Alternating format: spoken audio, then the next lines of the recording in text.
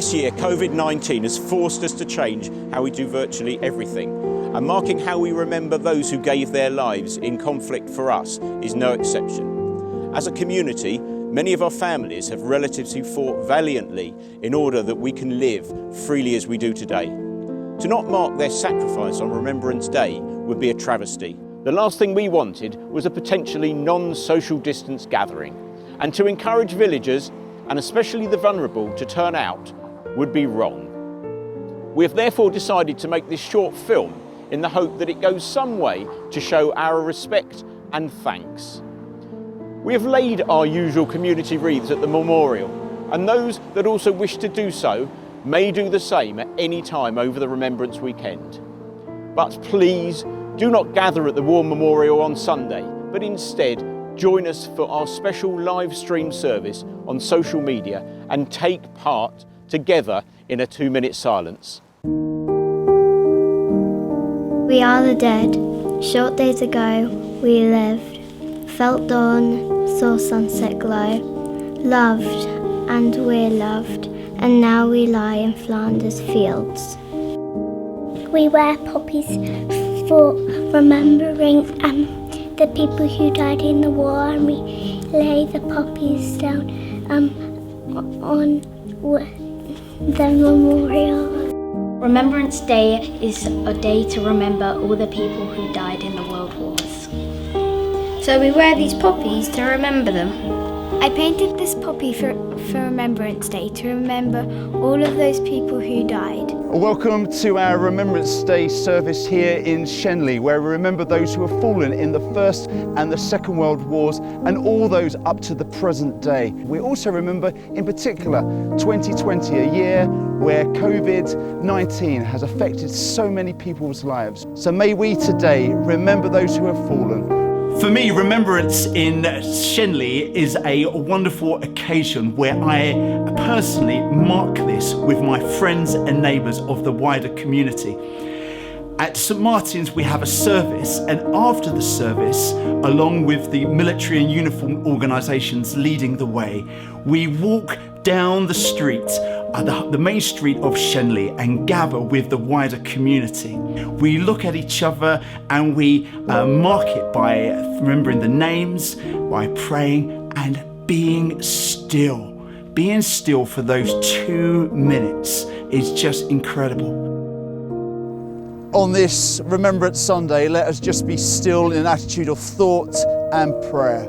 There's a verse in the Bible which all the soldiers would have received as they went into battle. Greater love has no man than this, that he lays down his life for his friends. And in 2020, with the Remembrance service being online, as we pause in our homes, as we pause in our own conflict with COVID, may this be an opportunity for us to remember again that we're called to live for others and not for ourselves. Poppy, Poppy, what do you say? Wear me on Remembrance Day. Poppy, Poppy, what do you tell? Many soldiers in battle fell.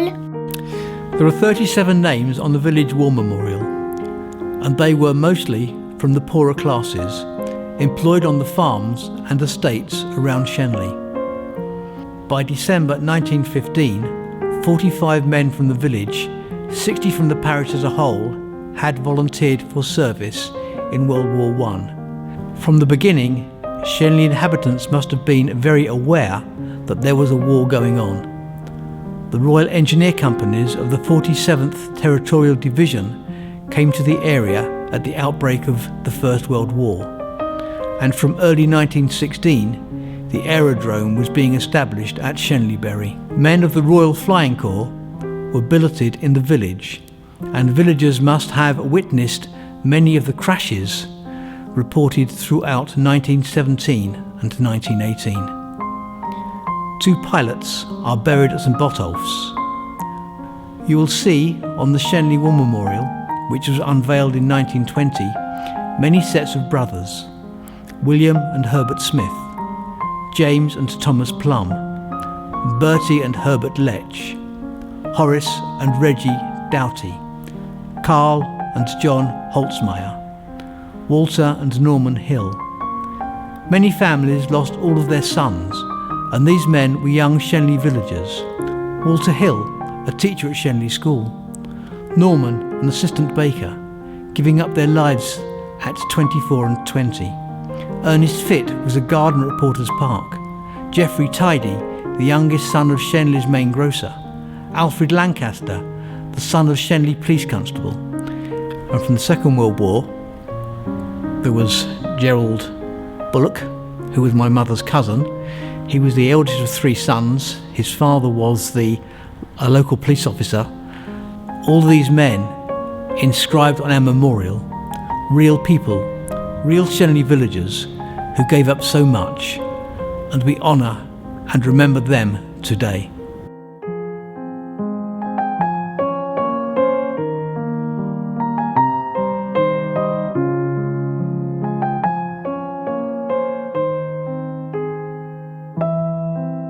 I'm still, I'm calm, I'm quiet. I'm wearing a poppy today.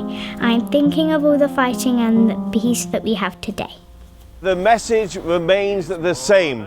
We come together in unity and a huge sense of gratitude. Our remembrance service at the Shenley War Memorial is my community highlight of the year. It brings us together, young and old, people of different faiths and of no faiths, in such a positive way. Each year we stand together to express our gratitude for those who gave their lives for our very existence. Due to the COVID-19 pandemic, this is the first year we can't physically be together, but online we're able to be united in greater numbers. May God bless us and bring us not only to remembrance, but also to a deep sense of healing and growth.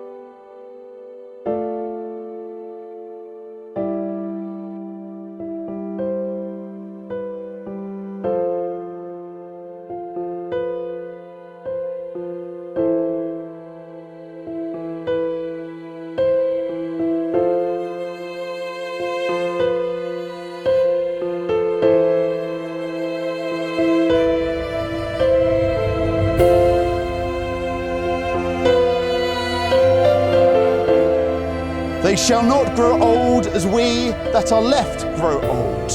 Age shall not weary them, nor the years condemn. At the going down of the sun and in the morning, we will remember them. We will remember them. The Second World War, I was 11, and I remember exactly where I was, because my sister and I went to Sunday school in the village here, and then we always walked down to St Botolph's at Shenley Bury for the service, and a few others came with us, and we were in St Botolph's church. And I remember Mr Secker, the sidesman, suddenly walking up the aisle and going to speak to the rector. And little conversation ensued, and then Mr. Wheeler, the rector, he announced that we were at war with Germany.